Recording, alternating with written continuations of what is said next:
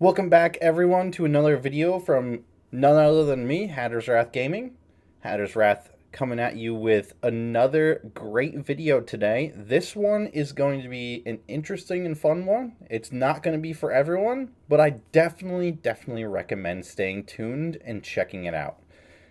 This is going to be a video on tiles, and specifically, we're going to go over a couple different things to do with the tiles. I want to talk about tile etiquette first off.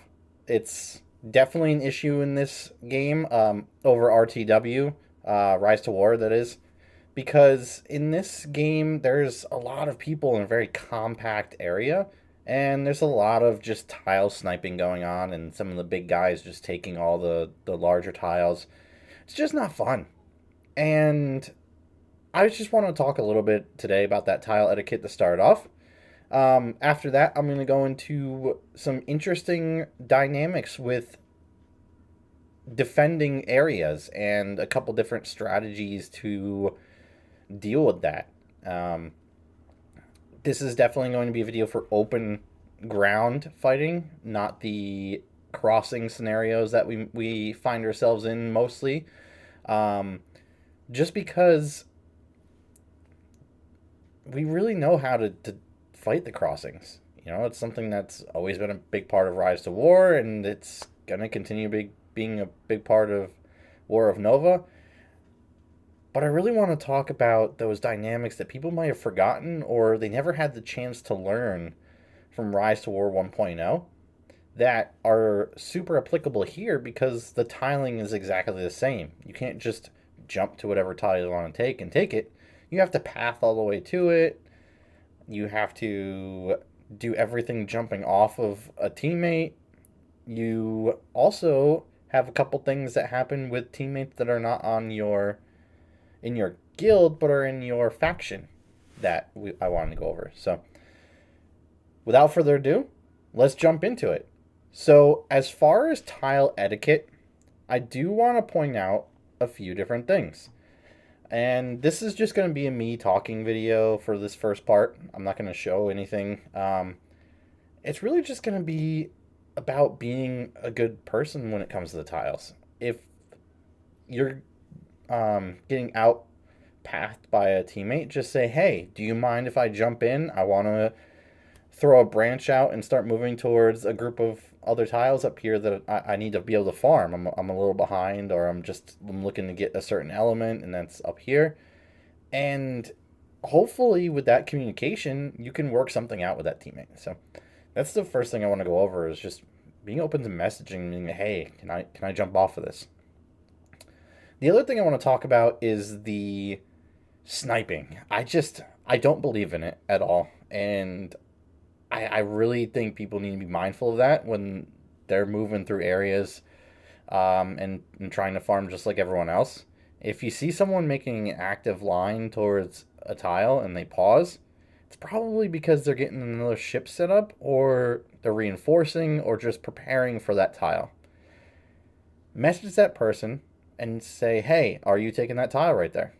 If they say, yeah, I'm just doing X, Y, and Z or whatever, don't take it. It's as simple as that. If you see someone who's been actively pathing, don't jump over and try to steal that tile.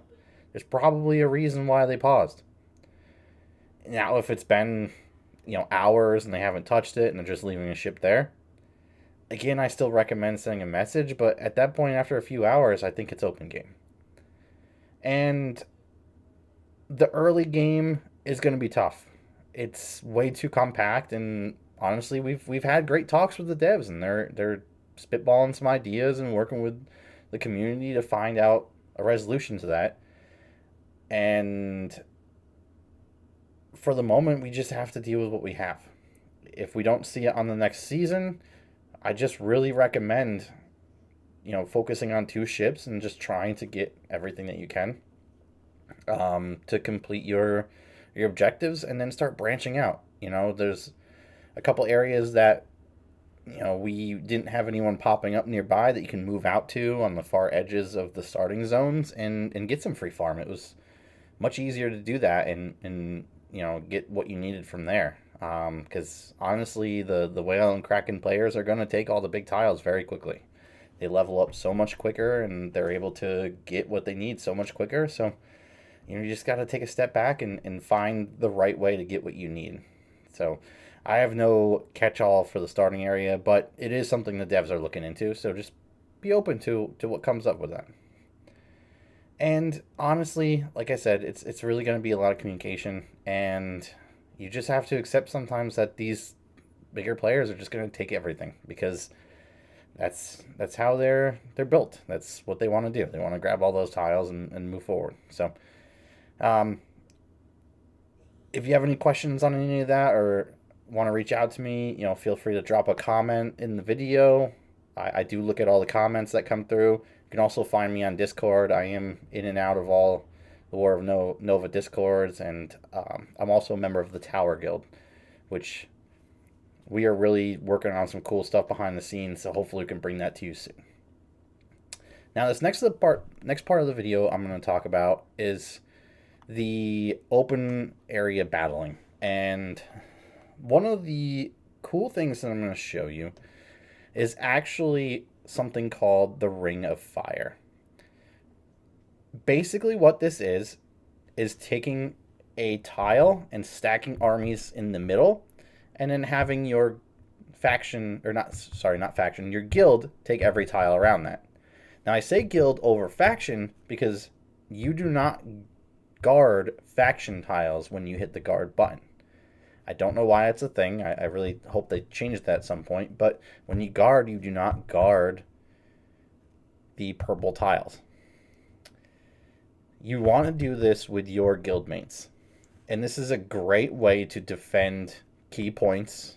And it works really great with those 200 plus tiles where they touch a lot more area, because you can block off a bigger chunk of area with that. And basically what you're going to do is, in case A, this is the preferred method while defending, so you can safely take turns swapping guard with your team, just like in Rise to War 1.0.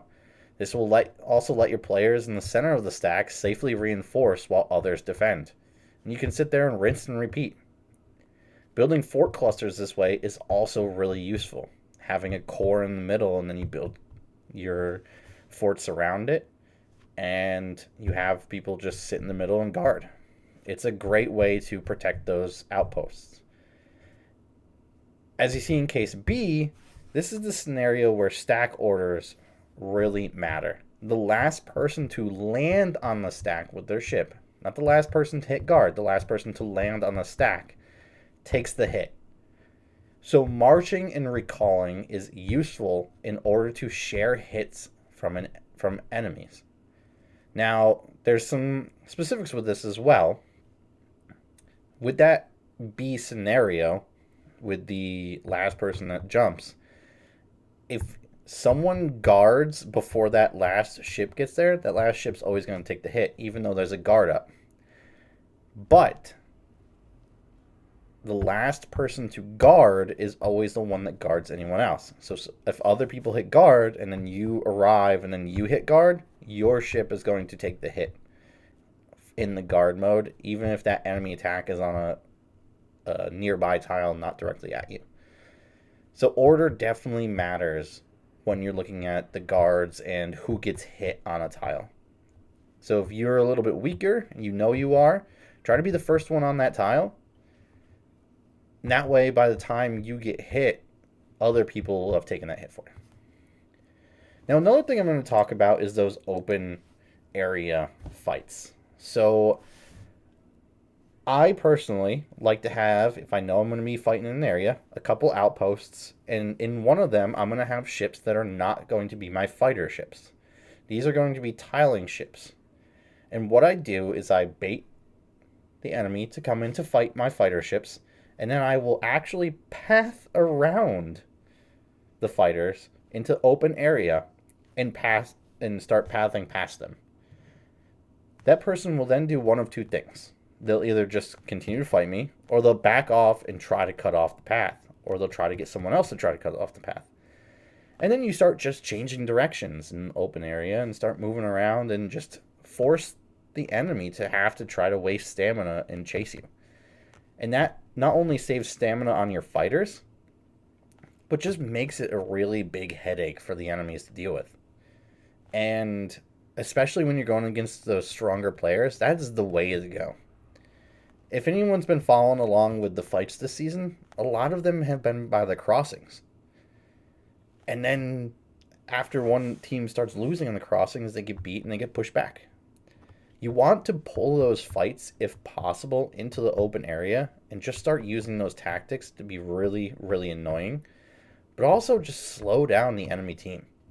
This will allow other players to get in place, will allow them to reinforce and then come back to the fight, and just prolong that even if you are on the losing end so that your team can get back into it. So I definitely recommend using some of these tips next time you fight to just really make it a more dynamic fight. You don't have to go head strong right into the fight every single time. You can take your time and just make paths and just be a nuisance and draw the fight into you, where you can choose the outcome. Again, feel free to follow along, subscribe, hit the button. I have a ton of ideas coming out, and I have a ton of projects in the works for guides and different things that I think are going to really change up the dynamics of the guides that are out there. I think there's some good stuff that I have in the works, working with Tower to just really build up some cool things for us. So please stay tuned and be ready for some builds coming out later this week.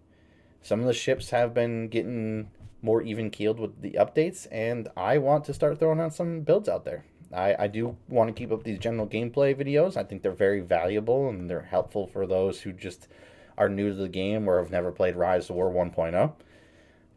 But I'm going to start throwing some builds out that I think are worthwhile to look at. And they're not going to be the Kraken builds. These are going to be builds that most people will be able to put together and make something of them. So, again, if you have any questions, feel free to reach out to me. You guys have a wonderful day. Thanks.